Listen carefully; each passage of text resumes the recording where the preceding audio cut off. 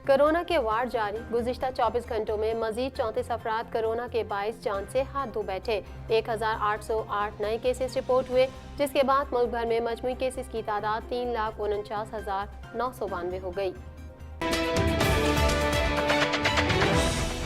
आइंदा चंद दिनों में आटे और चीनी की कीमतों में वाज़ेह कमी आ जाएगी। वज़ीर आज़म इमरान खान की तर्जुमानों को हर मुहाज पर अपोजिशन का मुकाबला करने की हिदायत। वज़ीर आज़म ने कहा कि अपोजिशन ज़ाती मफाद की खातिर मुल्क दुश्मनों की ज़बान बोल रहे हैं। हुकूमत ने कोरोना वबा के पेश नज़र शादी के इंडोर तकारीब पर पाबंदी लगाई और खुद बड़े जलसे कर रही है। इस्लामाबाद हाई कोर्ट में इंडोर हॉल में शादी की तकरीबात पर पाबंदी के हुक्म के खिलाफ दरख्वास्त पर समाअत हुई। Chief justice Islamabad high court का कहना था कि हुकूमत इम्तियाजी सलूक क्यों कर रही है। 15 नवंबर को गिलगित बल्तिस्तान में पाकिस्तान पीपल्स पार्टी की ही हुकूमत बनेगी।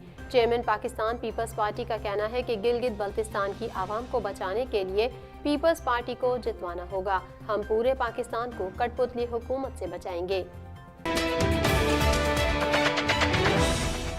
सऊदी अरब के शहर जद्दा में कब्रिस्तान पर हमला। तर्जुमान दफ्तर खारजा का कहना था कि पाकिस्तान सऊदी अरब के साथ इजहार यकजहती करता है, सऊदीया के अमन बरकरार रखने के लिए इक़दामात की हिमायत करते हैं।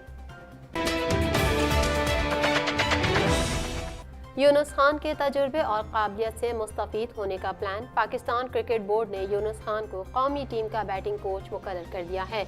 दौरा न्यूजीलैंड से जिम्मेदारियां संभालेंगे।